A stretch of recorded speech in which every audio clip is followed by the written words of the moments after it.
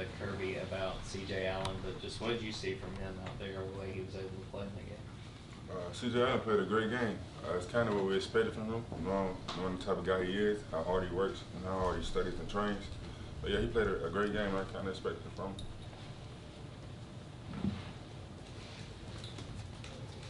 Yeah, Mikel, Coach was talking about he feels like you're playing your best football right now due to the fact that you kind of had a slow spring, didn't really get involved in a slow camp. Do you feel like you're playing your best football right now? Yeah, I kind of feel like I'm adjusting well enough, like kind of getting back into the flow of things, and just can't wait to see what the future has ahead. Just kind of building off that CJ point, you played a lot of games as a freshman, started a lot of games. Malachi did, CJ did. Just in general, what does it take for a true freshman to start, especially at a place like University of Georgia? Really just focus and attention to detail. You do those two things, you come in with the right attitude and you're ready to work, you should be fine. Speaking of freshmen, I feel like a guy we've gotten to see a little bit, maybe not this past game, but we've gotten to see a lot of Damon Wilson recently. What have you seen from him, and what would your evaluation of his play be, especially he's so young? Yeah, Damon Wilson is a great player, and he has a bright future. He works really hard, he trains really hard, he's a great pass rusher, and he's gonna be a player to watch. Mikel, looking at Tennessee, they've run the ball really well this year. Just in general, as a defensive lineman, what are the keys to being able to slow down a team that has a lot of success on the ground? Kind of really just stop the run. We got to win in the trenches. We got to win up front, and it's something we have to do to be able to slow down the run game. What do you remember about the Tennessee game from last year? They went really fast. They went really fast, and they hit us with a couple of explosive. I believe Jalen Hyde caught a bomb. Yeah, they were explosive. They were really fast.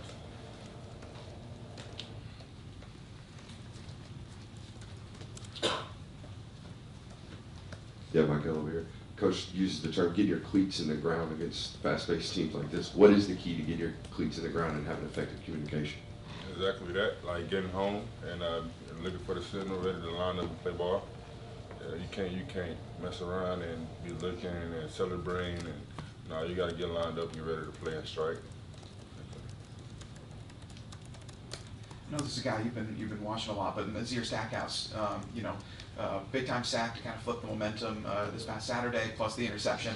What have you learned from a guy like that, and how great has it been to see a guy like that make some big time plays these past 2 weeks?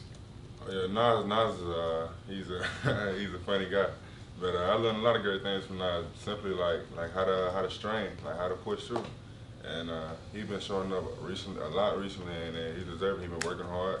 Like most of the D-line, really all of us, we stay out there and run extra every practice, and he's been right there with us. So I'm glad to see it pay off for him. Obviously, senior night this past Saturday, a lot of the guys that you've been alongside for 2 years now, this is their last game in Sanford, stuff like that. Just what has their mentorship and leadership meant to you in your young career so far? Yeah, it meant a lot, especially guys all my seniors, like Zion Lowe, Chamel Walthour, Warren Brinson, Isaiah Stackhouse, all those guys, they meant a lot. I learned a lot from them. I learned how to be more of a vet from those guys. I really appreciate everything they taught me. Did you guys talk about doing better, in the first series on defense? I know other teams have had some success. Is that something that you guys kind of just shake off, or something you guys focus on? Yeah, that's something you stress. We stress ways to figure out how to start off faster, in the first half and in the second. Coming up with a challenge like Tennessee, that's something they do really well. They start off fast and they're explosive fast, and we got to learn how to, or not learn, but we have to affect and control that.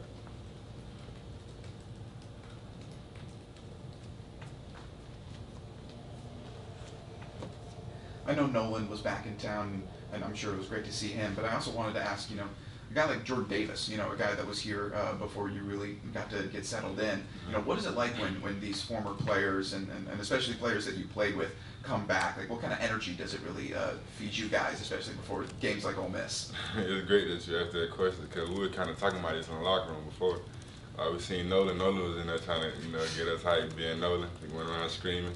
We was like, yeah, ain't no way we're going to lose this game. That's what he said. And then having those guys like Jordan Davis, Malik Herring, all those guys over there just giving us a little leadership, telling us little things like rip and reach, like little techniques, like that, it helps a lot. And just be able to look over there for their mentorship.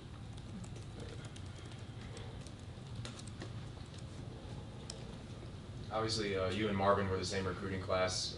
Just wanted to see how long you guys have been talking about like lining up on the edges together, and then now that you guys are finally here, lining up on bookends on the defensive line at UGA, how does it feel? Man, it feels great. You know, we've been talking about it for a while, since high school. And finally have it come to fruition. It's great. Any more questions for Mikel? All right, thank you. Thanks, Appreciate Mikel. y'all.